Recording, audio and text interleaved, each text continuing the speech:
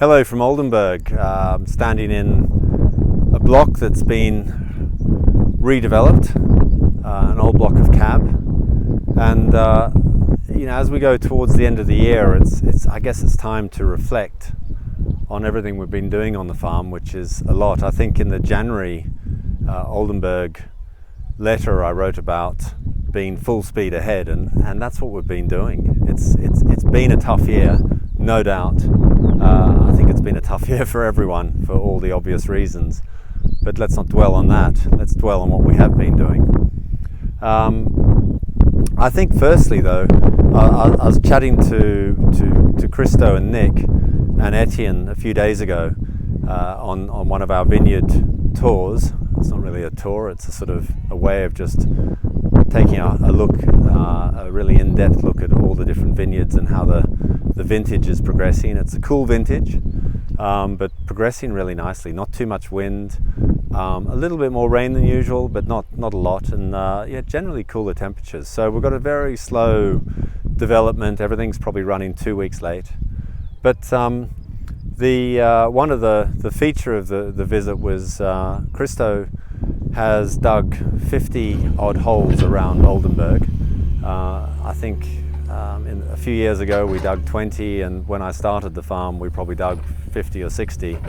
These are infill holes, so to really understand the soils we're putting holes sort of inside the previous holes that we've dug, and it was really fascinating. So I'm going to take you on a little tour down into one of these holes today, and I learned a few things from both, from Christo, Nick and Adrian on my visit to the vineyard, which I'd like to share with you. So follow me into this hole.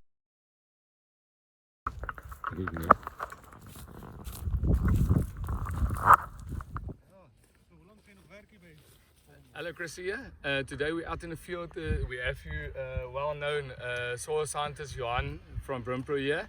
He's busy in the profile. We're doing a bit of soil analyzing. We put out a lot of vineyards to get virus-free, and now we're doing replanting here, and now we brought Johan in just to look at the soils and to make sure everything's in tip-top shape.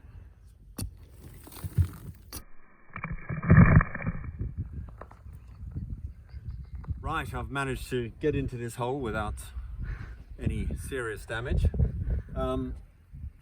Actually, one of the interesting things I always get asked, and I guess a lot of people in the wine business get asked, is what influences grapes, and why do good grapes taste good and why do some not taste good? And it really does start in the soil. And what's really interesting about the soil we have here is this this is called coffee clip in here, which is a sort of very fine grained rock. It's a gravel. The whole profile of this hole is a gravel. And Christo had Johan, one of South Africa's top soil scientists, out here, and just talking to Christo afterwards, and then Adrian, this is it's really quite interesting. The coffee clip is effectively, the whole profile is just these tiny little gravels, little pebbles, little round things, and what happens is the sort of fine roots of the plant just grows down, and every time it bumps into one of these things, it actually splits and creates more fine roots. So by having a whole profile, that means that the whole penetration of the vine into the soil profile means that the more and more fine roots get produced. And then what happens is this soil drains beautifully. It's just completely dry. We had rain less than 24 hours ago, and there's just no sign of it in this hole anyway. The soil just, the coffee clip, the gravels allow the water to go through, and then what you have is the fine roots are going down, where's the water? And because it's got so many of them, the plant's going, well, there's no water here. It starts to actually get a little bit worried, and it thinks time to make fruit, because obviously the way the vine's going to survive is is by creating offspring. The fruit, the better the quality of the fruit, the more likely some animal's going to come, take it, spread it. And that's really it.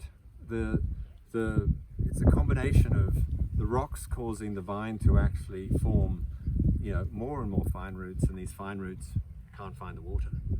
And the plant will definitely think, how do I survive this?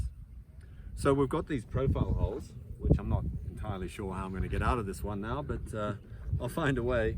But it's really fascinating, and I think this whole infill program is going to allow us to recut the blocks from square or rectangle to blocks that follow profiles of soil changes, staying away from moisture. We've got sort of springs and streams at the edge of some of the old vineyard blocks, which we'll cut before we get to that, and we'll be putting the block in its optimal position to work on a homogeneous soil type and to really take the next generation of vineyard block to an entirely different level.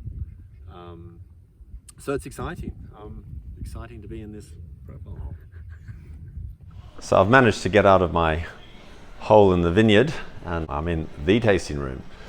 I'd just like to say to everyone this year, your support, probably more so than any other year, has been invaluable and really important to us.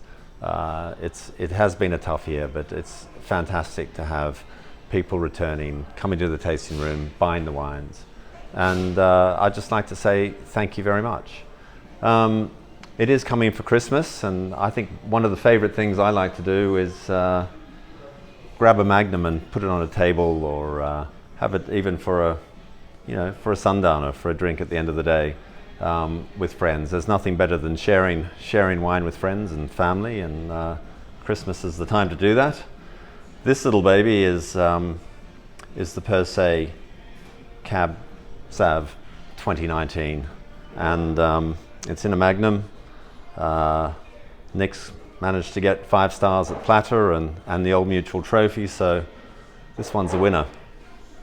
But whatever you like on the Oldenburg wines, I trust you enjoy them and have a great holiday season, and we look forward to welcoming you to the tasting room sometime soon. Cheers and good luck.